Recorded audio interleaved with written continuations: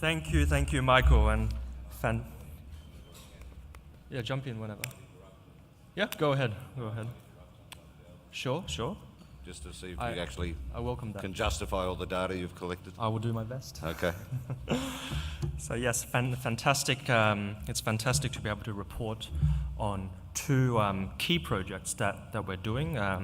ITLS with the Bus Industry Confederation. This is a partnership that has really blossomed over the years. It's gone from strength to strength, and for us, we're very proud to play our part in helping BIC to do what it does, representing the bus and coach industry across the value chain, doing its advocacy work and doing a very fantastic work as well.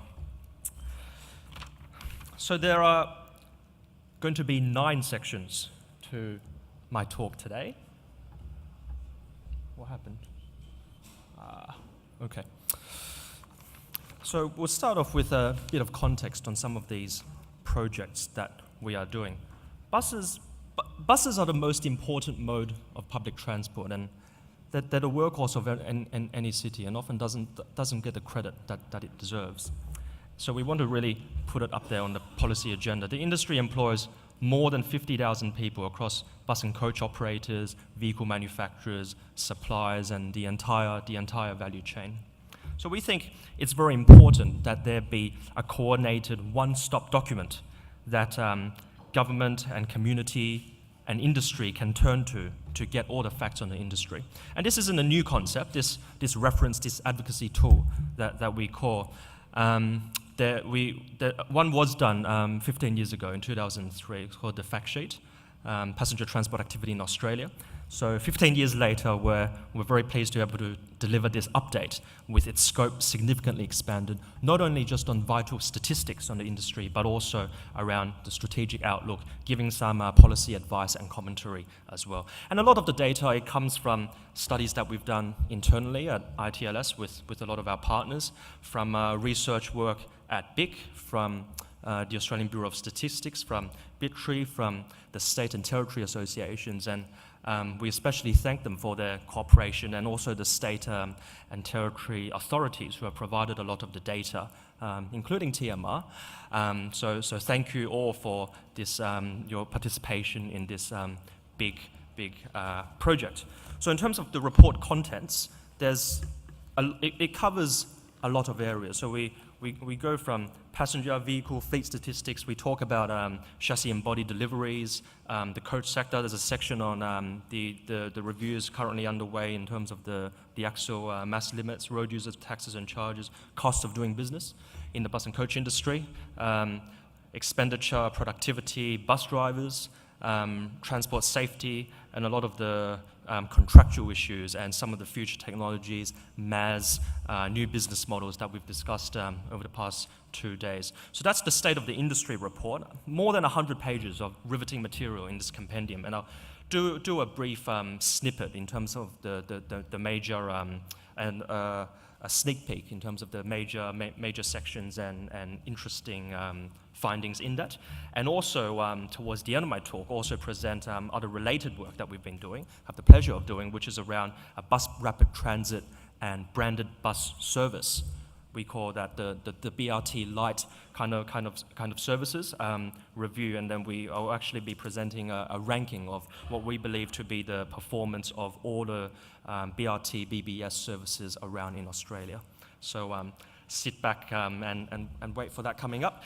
So jump right in to passenger and vehicle statistics. So looking at the passenger transport task, there's 2 ways of looking at it. You can look at the passenger side in terms of what is being moved, but also the people being transported, but also looking at what the vehicles are doing out on the road, the buses and coaches. So first, just on some aggregate figures in terms of the national mode share. So every year there's 433 billion passenger kilometers that are traveled. Averages around 18,000 kilometers per person, quite a large number. And we see that passenger cars, private vehicles still account for the majority of that, 64%. And buses come in at 5%, rail at 4%, air at 17%.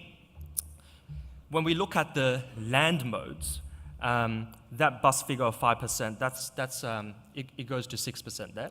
And then you can see how it's been changing through time. There was quite a peak in 1990s, and it's dropped a little bit against the backdrop of national passenger kilometers all on the rise there. When we hone into capital cities, it's also a similar picture. 80% of the mode share is in passenger kilometer terms remains by private car. Still a huge challenge in terms of getting greater public transport use. What's interesting is a comparison between bus and rail mode. So we see buses, the blue, 4%, if you can see, and the rail is at the 6%. It's a bit larger. Rail dominates. Rail does better in passenger kilometer terms because they carry people a lot longer distances. So the rail trip on average is twice the length of a bus trip in Australian capitals. But when we look at passenger trip terms, buses carry more people. So this is the same kind of scenario across major cities around the world, even with very, very extensive railway systems. You go to Hong Kong or London, buses still carry more people in trip terms, very much the workhorse of any city.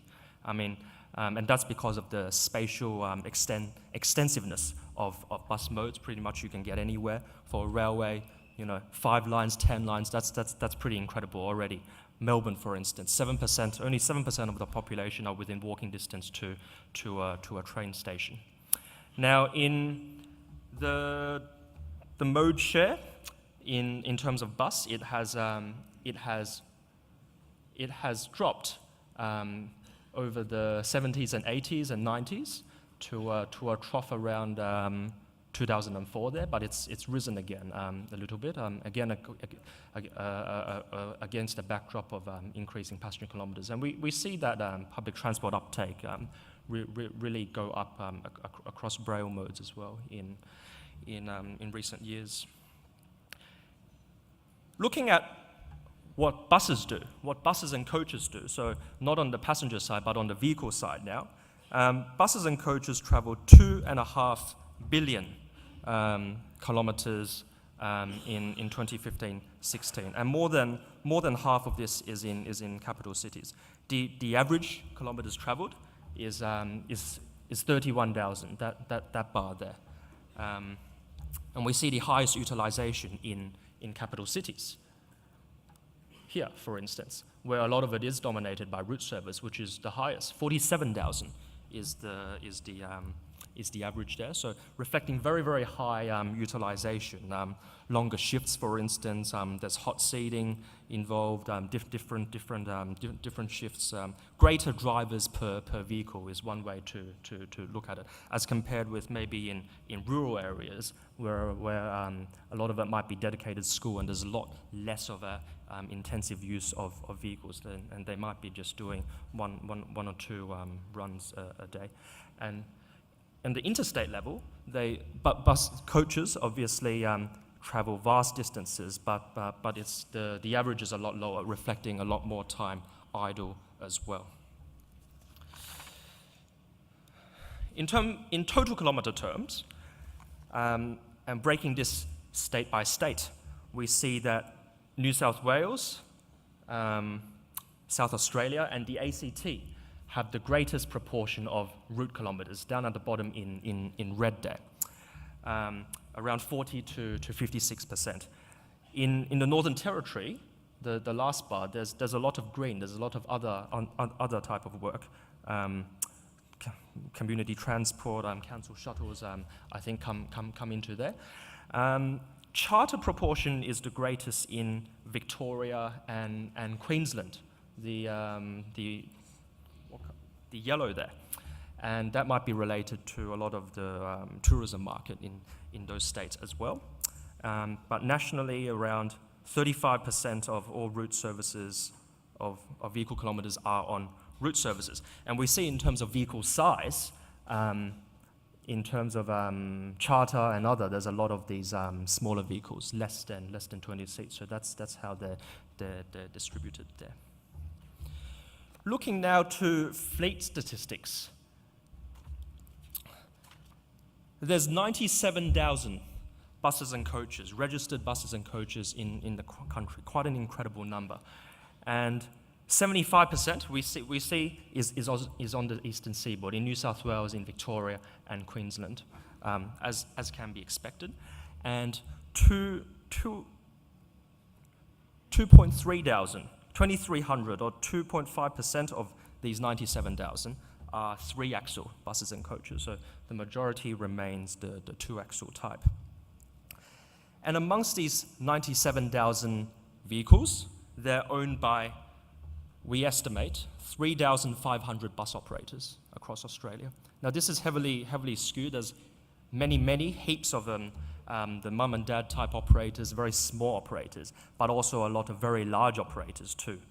58 metro operators, and the top 15% of operators own 15% of the fleet, almost 15,000 buses, lots of 15s there. And we see the largest operators, I think all of them except one are represented here at BIC in terms of the depots and fleet sizes as well. Lots of, been a lot of market consolidation over the years and multinationals that have come to enter the market as well. In terms of the fleet age profile, the average age of the bus fleet was 11.4 years in 2017. So it has been increasing, unfortunately, older than 10.9 in 2012. There's 30% of the fleet that's still more than 17 years. Quite a challenge there in getting that down. And of course, in a lot of the contracted route markets, these older fleets are put onto dedicated school or charter runs as well. Now, yeah, please. Something we're working on, and this statistic here with 30% of the fleet being over 17 years old, effectively means that they're Euro 3 or less vehicles. So what we've put to each of the political parties running into this election is that we need to replace that 30% with either Euro 6, hybrid or electric, and we're seeking from the government a capital incentive that they would provide to state governments to go and procure these vehicles. In return for that funding, the states actually have to agree to an increase in frequencies or percentages of or numbers of services. So it's sort of working on the asset recycling principles that the government's been using for some time, where they'll pay state governments to sell stuff. We're sort of saying we'll give the state governments some support in funding these new buses. We're actually suggesting it also should be provided to operators in the deregulated market as well, but only in return for getting the dollars for increased services and frequencies. And this kind of statistics are very important for us to understand what's going on, because if you get rid of that 30% of the fleet, and they're clearly they're the dirtiest diesels, you actually get quite a significant benefit by moving to Euro 6 in the context of overall emissions. So we think there's a good story in that, and there's been some interest, or a lot of interest obviously, from state governments who can see the opportunity to upgrade their fleet and get the federal government involved. So just thought it was interesting to mention it's something we're working on, and I know Albo is very interested in it. I was actually surprised he didn't mention it yesterday because they've been closely looking at it.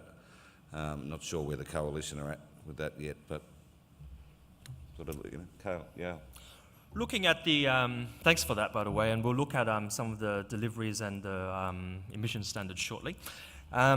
Looking at the state and territory level in terms of average age, all of them are less than 12 years, with the exception of Tasmania, which I know there's been a lot of fleet renewal, fleet replacement, growth fleet there, but the average age is still rising there. In fact, only the ACT, you can see, they've done a very good job in reducing the average age, so well done there.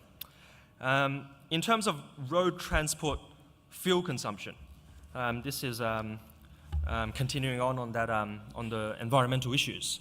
75% of the bus and coach fleet run on diesel, and in terms of the fuel consumption between modes, you can see it varies between different modes. And the transport sector in total contributes 97 million tons per annum of carbon dioxide equivalent. And buses actually contribute just 2% of that. So most of it is from trucks and others. But still, I think we can make an important contribution there. And there's a lot of variability in terms of the fuel consumption amongst, I'm sure all of you know, amongst the bus and coach fleet. The urban fleet might be a lot more than coach fleet, for instance, where even though they might travel more and through just less congestion, less of that stop-start kind of driving in those operating environments there. But on average, public transport, less than half the emissions of cars per capita. One of the very interesting and topical debates is always around the merits of bus versus rail, including in terms of their environmental credentials. So people obviously have their ingrained views, but when we take a step back and look at the full fuel and vehicle cycle, the picture can often be very, very different. And this was one of the studies that was done at ITLS a while ago. And we find that when we look at all the urban modes, comparatively on a per passenger kilometer traveled terms, they actually perform comparatively. It's quite neutral, actually. There's not really much of a difference between bus and rail. And obviously, there's issues around whether the train's electric or diesel, if you're using base load or peak electricity, and patronage levels as well. That's a very important one. So debunking some of the myths around the relative merits of bus and rail. Looking at manufacturer statistics and deliveries in terms of chassis and bodies, we can see that over the past decade, the top 10 manufacturers delivered 94% of all chassis, and these are the top 5 there. The blue on the top is other. There's been a decline in terms of deliveries around 1,800 there, and then and then to a low of 1,200 a year, and starting to pick up again, I think. And Mercedes in yellow has decreased over this period, and Volvo and Scania are Volvo's the biggest one, followed by Scania. And we can see how the deliveries are distributed amongst different markets. Volvo is most popular in New South Wales, and WA. Scania in Victoria and South Australia. BCI, very popular in WA, in Tasmania, in New Zealand as well, I know. Queensland has the most, the third column in the dark blue, that are not from the top 5. So that's quite interesting as well. Looking in terms of body manufacturers, there's less of that market concentration there. The top 10 manufacturers only produce 86% of all bodies delivered. And there's been a decline in terms of the market share of the top 5. So everything excluding that top green there, going from 72% a decade ago to 61% now. And Volgren's still the market leader. Customs shrank the most. And when we look at the distribution between states, a significant correlation in terms of the number of sales and the state of manufacture, for instance, Custom, for instance, being very popular in New South Wales and South Australia. We looked at the top body plus chassis combinations, and most popular, accounting for 20% of all deliveries, have been Volgren-bodied Volvos, and I'm sure that might be well known in the industry. And so these are the mix amongst a lot of the top players, and we see some BCI and Higer very big in sort of the integral bodied buses as well, accounting for 96% of BCI products delivered, for instance. And looking at delivery statistics in terms of the applications, and when based on this is data from the Bus and Coach, the ABC magazine, where they document a lot of this. And when you buy it, I think people have to specify what they use it for, but it's not mutually exclusive. And you can find that 40% are for route services, 30% on school and 26% charter. And you can see the seat belt kind of distribution between there. A lot of seat belted buses in the charter, school, and long distance markets as well as compared to route. And in terms of emission standards, just ever improving standards in deliveries coming online. Euro 3 accounts for that very small chunk on the bottom. Euro 4 there. Euro 5 is a major one over the past decade. And despite a lot of the talk, I think there's still a lot of opportunity for the Euro 6 buses to increase in terms of deliveries and governments and operators that are purchasing them. We looked at a number of case studies in this State of the Industry report, and one of these is the penetration of Chinese manufacturers in the market. So Chinese buses represent great value for money and seen great success in particular markets, and they're accounting for around 20% of chassis and looks slightly lower in terms of body deliveries over this period of time. And you can see how it has changed between different manufacturers. BCI has decreased over this period, and for instance, Bonlac and Yudhong coming online strongly since that peak there that we can see. And also a lot of the new technologies also garnering a lot of interest. We've heard about trackless trams, for instance, from a rail manufacturer in China, and electric buses also very big, the biggest market in China, but I'm not aware it's come locally very much. And I think I was talking yesterday at the dinner. They're around 20%.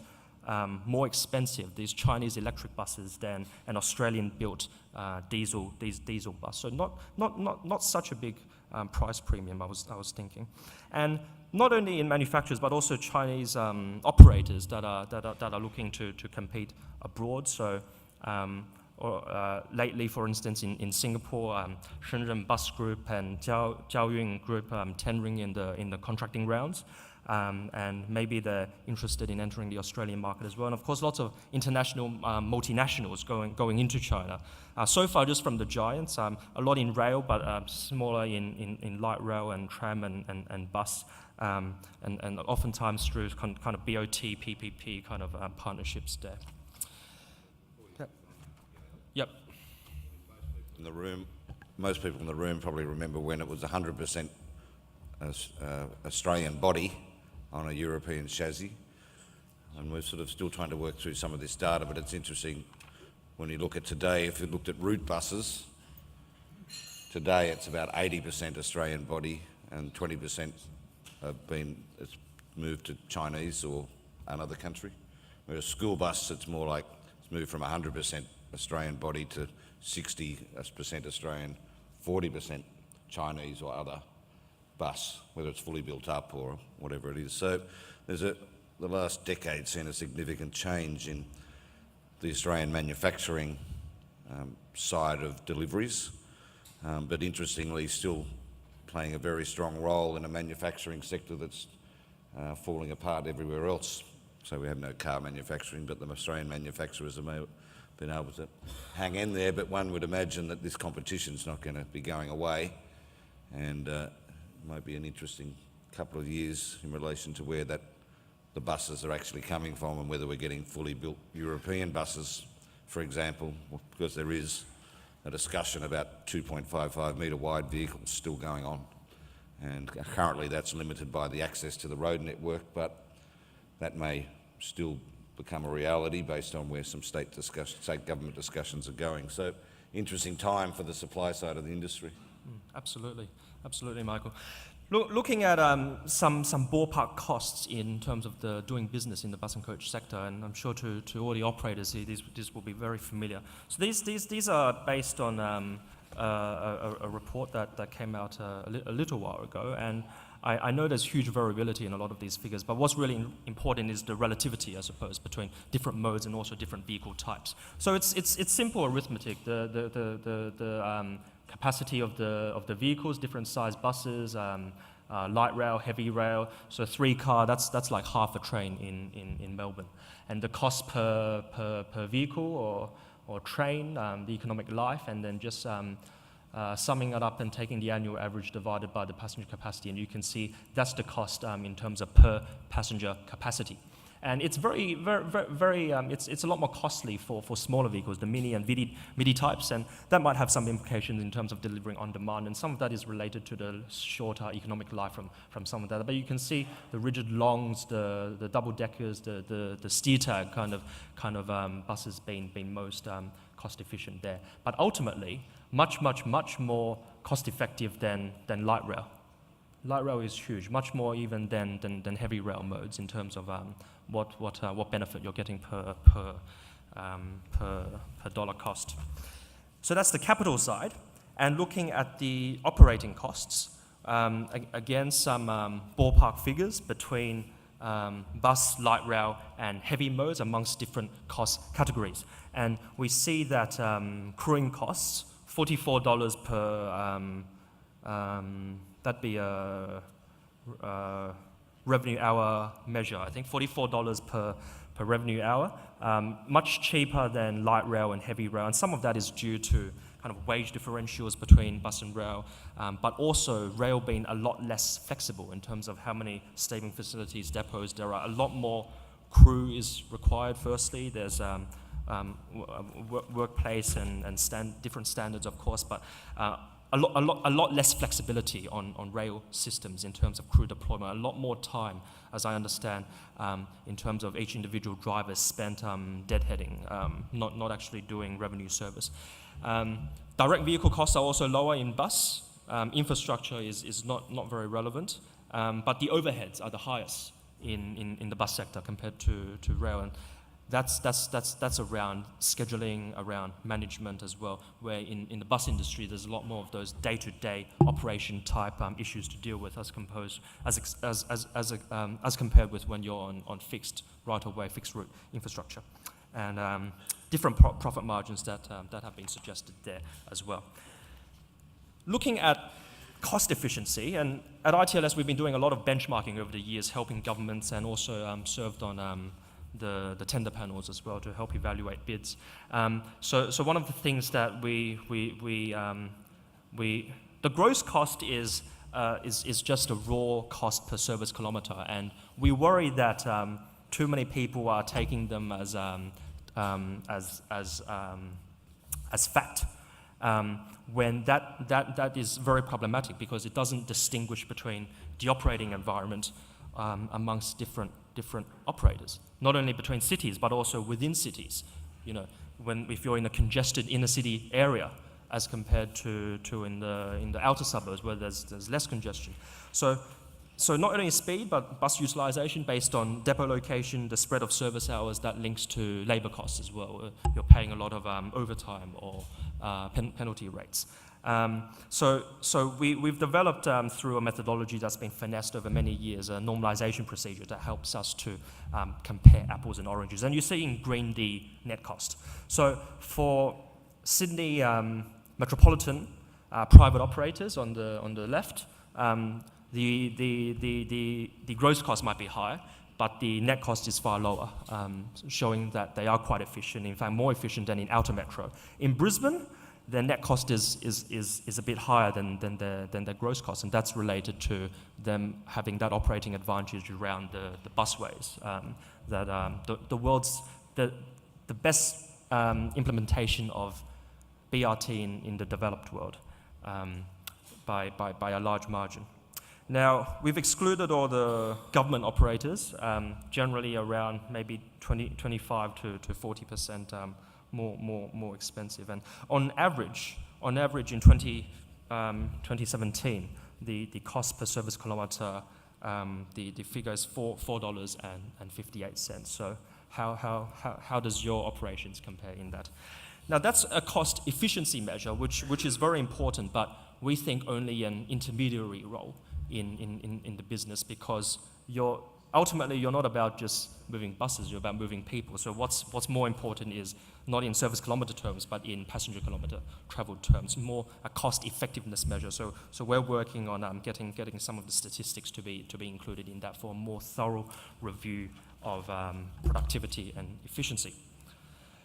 I turn to the bus driving profession, and there was a lot of talk yesterday around industrial relations, for instance, and I do a bit of field research in this, actually. So some fast facts: the weekly pay, the industry average in the column here, as compared to the average for all jobs, so slightly lower than the average for all jobs. Quite a large 41,200 bus drivers in Australia.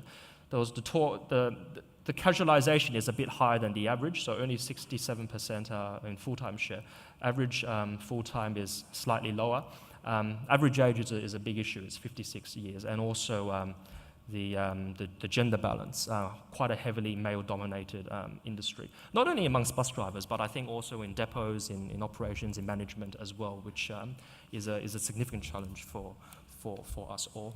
In terms of the education profile of drivers, 48% have some form of post-secondary qualification. That compares to 56% for all jobs, and we see that Cert 3 and 4 in the orange is a very popular qualification there. I talked about age, and I'm calling it a silver tsunami because it really is. With the red there being the distribution for bus and coach drivers, and the yellow being the all jobs average.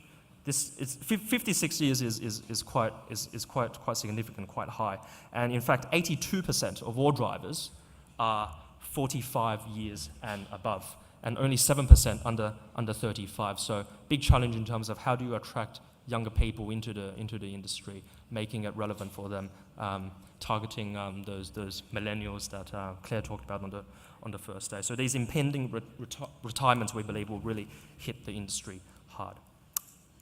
In terms of the workforce trend and projection, there's 41,200 now, but in 2022, there's going to be 300 more, 41,400, but there's going to be high turnover during this period. In fact, 12,000 job openings during this period, around more than a quarter there, a big issue in terms of staff retention, as I'm sure you're familiar with, not only due to the stresses and abuse, irregular hours for bus drivers, there's pressures on the road, long periods that are idle, the solitary confinement can not a job that's attractive for everyone, but also in terms of getting new drivers on board, very high barriers to entry, high upfront cost. Often potential drivers have to fork out hundreds of dollars and wait weeks of uncertainty before they earn a single cent. And also a fragmentation of qualifications around different states and territories if you want to have some mobility between there.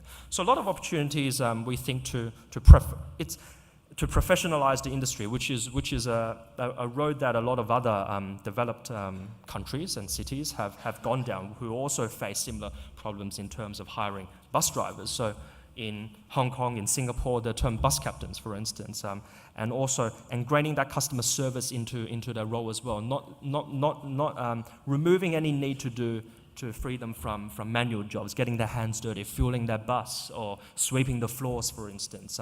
Trying to make that distinction, and to make it more attractive for potential candidates. And also, Singapore has established a Singapore Bus Academy, a one-stop shop for those that enter the industry, so they can centrally recruit and train the drivers and then deploy them amongst individual operators, making it just a lot more easier, streamlining the process. And I know some of the associations have been working on that locally. I put in a section on bus safety as well, because that's always a topical issue in the sector. Copped some flack recently, obviously with some rises in fatalities we see in the yellow, which is the bus there. So it's increased from a low of 12 in 2013 to 31 last year, which is the highest since 2009.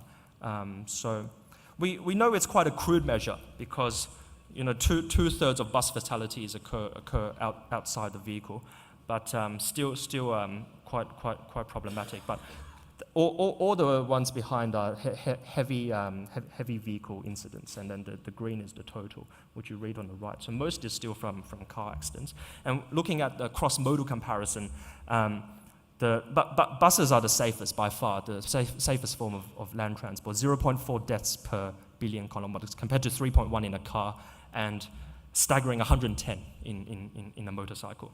So some of the policy initiatives that have been debated time and time again around school belts, where the merits of whether they should be fitted and the comparative benefit there in terms of other forms of investment like better driver training, which I think is a bit of an issue because a lot of it, the existing approach is based a lot on kind of negative feedback rather than any of the positive feedback, and the same for customer service issues as well. And also bus design linked to the Australian design rules around compartmentalization and padded high seats. And Austroads suggests that might reduce fatalities by 20% in incidents. And also limiting the speed of buses where they carry standees to 80 k's an hour there. I'll touch shortly on contractual developments. One of the major conferences and initiatives that ITLS runs is the International Conference Series on Competition and Ownership in Land Passenger Transport, called the Thredbo Conference Series. Started 30 years ago in the Thredbo ski fields in New South Wales, really against the backdrop back then in 1989, against the Thatcher and Reagan era, across a lot of economic liberalisation across all sorts of utility markets in electricity and water and transportation as well, against the backdrop of deregulation in the UK. So over the years, we've held a conference every 2 years, and I talk a bit about it in the report with an Australian context to it, and we can see through the years how the debate has really changed, where economic deregulation was really seen to be the norm back then, 30 years ago, including in New South Wales. And then by the turn of the century, it became competitive tendering. And then later negotiated contracts as well, and the whole tendering process around actionable benchmarking came online. The idea to regulate the regulator, macro contract context as well, not just a race to the bottom in terms of maximizing minimizing costs, but also looking at quality, for instance, as well. And recent developments, and again talking about some of those emerging issues around digital disruption and new ways of new future contracts in terms of bringing together best of tendering and also the autonomous market initiative as well.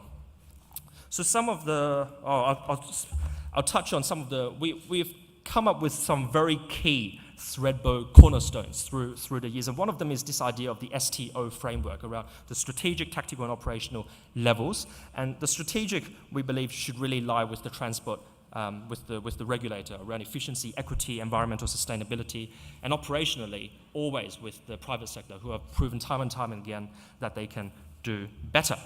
But it's the tactical level around system planning that's always been in a state of flux, the tension, the cause of tension and adversity there. And one of the concepts is this idea of the regulatory cycle, where it actually moves between greater allocating up more to the regulator and then more to the operator, and then it's often the grass is greener on the other side, and you can see a cycle in a lot of developed economies actually.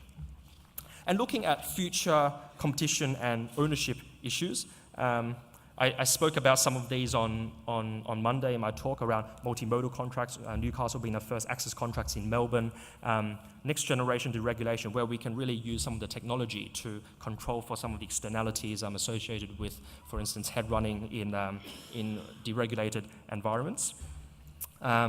Intermediate mode regulations, controlling these mobility service providers, these TNCs, and autonomous vehicles in the future as well, how we can price towards their shared use, and also regulating out zero occupancy AVs out on the road. And mobility as a service contracts, that opportunity to really put in that institutional overlay, put a road user charge embedded into each contract offering to the broker or aggregator. And maybe 30 years or more away, but urban aviation as well, all these passenger drones that I know Uber and Airbus and Boeing and Breyer have been developing, maybe thinking about how we should regulate those. We certainly don't want them flying everywhere. That wouldn't be a cause of ease. Another case study that we looked at is in Singapore as well, around the recent bus contracting model, where ITLS had a big role in advising the kind of design of that. And we think it's in the region, and it's very good practice in terms of how it's been implemented with these management contracts, with patronage incentives, with actionable benchmarking as well. That idea of having that two-envelope process, so a big focus on quality, where if you don't meet that quality pre-qualification, the government isn't actually going to look at your price, so it's irrelevant. So not that race to the bottom. Rotating rounds as well. Not all happening at the same time, which is a huge burden for operators in terms of getting market interest, who can't just deal with so many at the same time. So they've been holding 2 every year. So since 2016, there's been 4 that have been concluded, and there's another 11 over the next going into 2026 as well. So that's really good in terms of really getting the number of bids up, and an ideal contract size, one depot. Per contract, couple hundred buses. And this last one is very important, I think, and that's published bid prices and also knowing who's on the evaluation panel as well. Having that element of transparency, I think, is very important for confidence in bus industry. I turn now to our other project, which is around reviewing bus rapid transit and branded bus service performance in Australia. Obviously, there's so much modal ideology around buses are boring, trains are sexy, and a lot of the times government has already picked the mode and then they seek to justify it ex post. So BRT may have already lost the battle in Australia. Certainly in the past couple of years, all the new systems that are coming online are LRT, and BRT just doesn't carry the same political benefits for the polys out there. But what we think is branded bus services that have come online, these B-Line, Smart Bus, Metro Bus initiatives, where might be a more acceptable proposition to government as opposed to a fully fledged LRT around brand identity and service simplification, which are very important drivers. So we looked at a range of systems around Australia, and something curious that we're not sure why is all the systems that have good bus priority, T-Ways, the busway, O-Bahn, they perform very badly on brand identity. They're just part of the bus network. Whereas all the branded services, Metro Bus, Smart Bus, they perform quite poorly on bus priority. It always seems one or the other. Why can't we combine the two together? So in terms of evaluating them, we ranked the gross performance ratio of all of these services. There's an issue on the x-axis, but generally you can see, you look for the color for your service. And then, so the performance ratio we define by passengers per service kilometre divided by the average headway. So capturing that connectivity and frequency as well. And we see the Perth Cats performing really well, going down the spectrum. I don't know if this is better. And you can see all the services there in terms of the different service types going down, and all the generic services performing most poorly. And in the red, the BRT systems around the country. And what we did, similar to the gross versus net cost, is we normalized this according to a model that we've developed through the years to help capture for some of those operating condition issues. And I'll speak on that in a moment. And we see again that Perth, the Cats still do very well. Perth Route 950 comes up, the 66 and 111 on the Brisbane busway, which just operate on the closed corridor, and Blue Rapid does well, and the B line, the Smart Bus to Monash University. So I'll leave that up there for a sec. And in this normalization procedure, we looked at a couple of important attributes that we control for, and we find that these are the ones which are statistically significant. That dedicated carriageway or dedicated lane, even though there might be more kind of mixed traffic conflicts, and also the service type and other attributes, whether there's competition and city-specific dummies as well to capture a lot of the other things. What emerges quite interesting is that brand identity didn't seem to be that important. Whether it's soft branding in terms of just being in marketing materials on the destos, for instance, on the network maps, having a name to it, or hard branding where you actually put a dedicated fleet on it in its own special livery. So this was the net versus gross performance comparison, and we could see on the left is the Perth Cats, which obviously being downtown circulators, they perform less well after we normalize it than compared to originally, but some of the other ones performing much better in this comparison. And then I was going to talk about some overseas experiences in terms of good practice in branding. In Seoul, for instance, these service-specific branding, red being express, blue being trunk, green are suburban feeders, and yellow are school buses. But also quite locally in Auckland, I think there's a very good job in terms of branding those frequent network services as well. And new technologies and opportunities around bringing those rail characteristics to bus and appealing to people's emotional ideology. And we don't see a lot of that in Australia as yet. And there's, again, a lot of interest in these optically guided buses, which actually aren't a new technology. They've been around for the last decade or more in Las Vegas, in Spain and in France, but obviously garnered a lot of media attention locally, which might be quite an opportunity in the future as well. I might finish on this slide. I will finish by talking about the big industry census, which we would encourage all the operators to fill out. You only need to do it once. It's a web page that looks like that. And then doing so will really help us, especially in the IR space, to really embed the report with a lot of the material and information that isn't readily available already. And Michael will tell you where to access these reports when they come out. Great. Thank you.